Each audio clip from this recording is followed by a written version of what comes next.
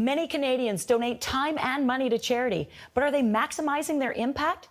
Joining us today is Eric Saarvala, a charitable giving and social impact leader, to share a few tips on how to create a lasting legacy. Eric, welcome to The Wealthy Life. Thank you so much for having me, Sybil. Well, let's start with, why do people give in the first place? Philanthropy is really personal to people. Most people have some type of philanthropic journey or story that really has propelled them to where they are today.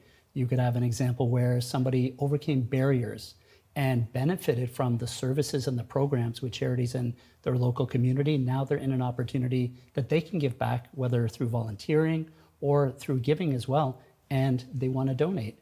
Also, there's so many people that have been impacted by illness, whether it's your family directly, friends, and people, they want to do more. It's great to be sponsoring the big runs and bikes and walks when people are doing that, and it's important, but people want to take that next step. How can I make an impactful gift where we can really have some measurable outcomes and create that impact and that change in community that we're looking for? You know, those are some very common scenarios. I think about when somebody passes away, and often you'll say, in lieu of flowers, donate to. I think people feel better about that.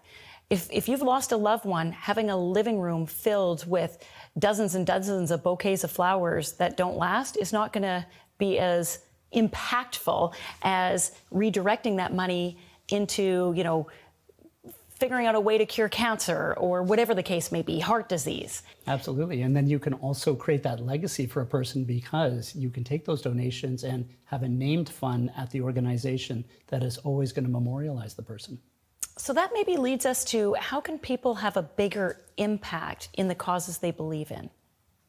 Yeah, it's a good question, and thinking about what does impact mean to people. And some people, it's perfectly good for them that, you know what, this is the charity that I'm associated with. I'm going to give directly to them. That's my strategy. I'll work with their folks there, their fundraisers, and figure out what is going to be the best way to maximize my gift.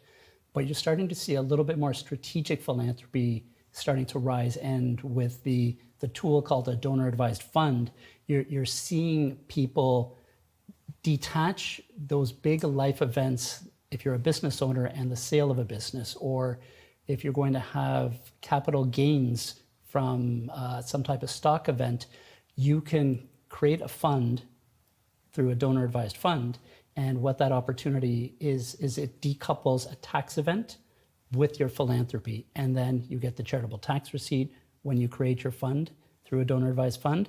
And then you can think about your philanthropy a little bit more thoughtfully, have that conversation with family going forward. Okay, so there's a couple of things there that sound really interesting. So strategic philanthropy.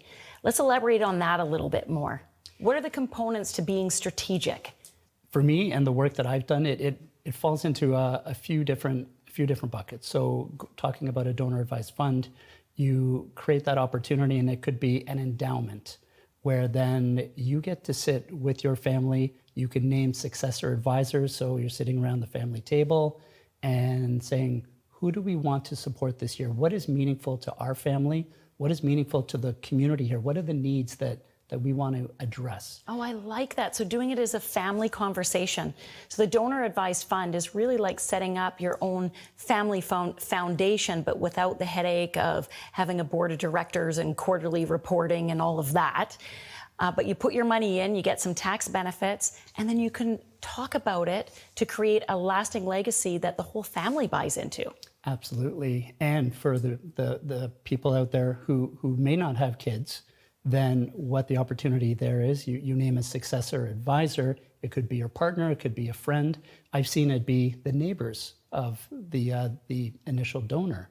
And what the opportunity is there is then you could potentially have a letter of wishes if you don't have any successor advisor, and say, these are the type of causes and organizations that I want to fund. So you can do it in life and through a bequest in your estate. It just augments that fund, and there's that in perpetuity, and creates that lasting legacy of you and what you were looking to try and change. For decades after I'm long gone. Absolutely. Okay, so I set up this donor-advised fund. I put the money in. I'm going to control where the grants come out and which charities they go to. But then when I pass away, I can have a successor step up and do that for me, and maybe just give them some direction. I want it to go to healthcare. I want it to fight poverty, or whatever causes are important to me. Is that on the right track? On the right track. I wouldn't say control where it goes. So when you create a donor advised fund, it is an irrevocable gift that now sits at the foundation. They are the legal owner and entity for those assets. You're recommending where you would like those grants to go to the charities of your choice. So most of the time, the foundation or charity will honor that and allow it to flow through.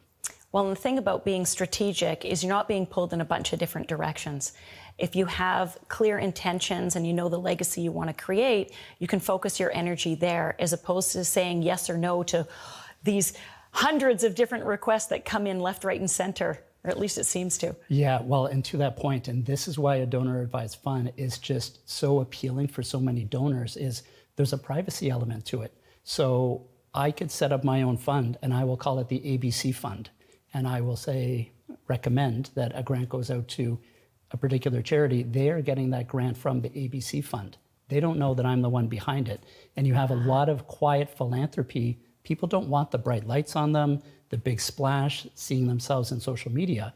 They just want to do it quietly and create that impact behind the scenes.